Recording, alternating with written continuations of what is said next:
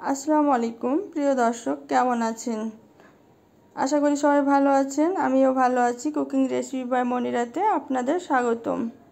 আমার আজকের recipe tomato দিয়ে ঢেঁড়স রান্না। অনেক মজার একটি খাবার, খেতে খুবই ভালো লাগে। চলুন দেখা যাক আমার আজকের এই রেসিপিটি।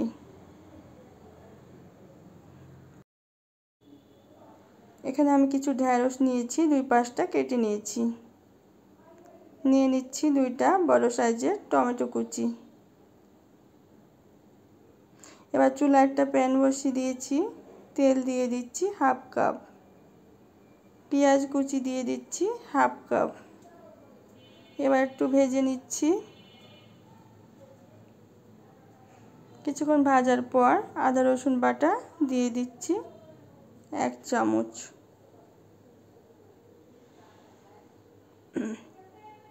এবার দিয়ে দিচ্ছি টমেটো কুচি। এবার দিয়ে দিচ্ছি হলুদ গুঁড়ো 1 চামচ, ধনে গুঁড়ো 1/2 চামচ, মরিচের গুঁড়ো 1/2 চামচ।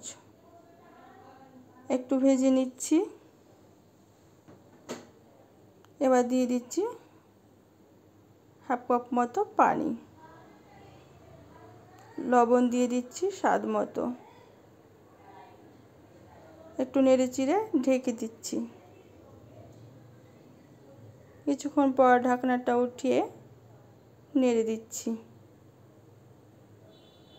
আবারও ঢেকে দিচ্ছি। এবার টমেটোটা আধা সিদ্ধ হয়ে গিয়েছে।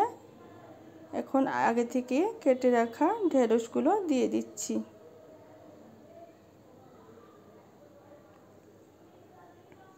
এবার নেড়ে দিচ্ছি,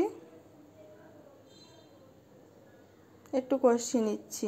দিয়ে দিচ্ছি কাঁচামরিচ 4-5টা।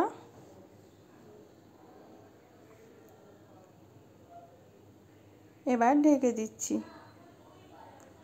কিছুক্ষণ পর ঢাকনাটা উঠিয়ে আবারও নেড়ে দিলাম, দিয়ে দিলাম 1/2 কাপ মতো পানি। এবার ঢেকে দিলাম আবারও। এভাবে সিদ্ধ হওয়া পর্যন্ত অপেক্ষা করব। ঢেকে ঢেকে সিদ্ধ করে নিয়েছি। এবার দিয়ে দিচ্ছি জিরের গুঁড়ো 1/2 চামচ, দিয়ে দিচ্ছি 1/2 চামচ মতো চিনি। আবারও একটু নেড়ে দিচ্ছি। হয়ে গিয়েছে আমার টমেটো দিয়ে ঢেঁড়স রান্না। এবার সার্ভ করছি। অনেক মজা কিন্তু খেতে। কেমন লাগলো আমার আজকের এই রেসিপিটি সবাই কমেন্টে জানাবেন। ভালো লাগলে ট্রাই করবেন।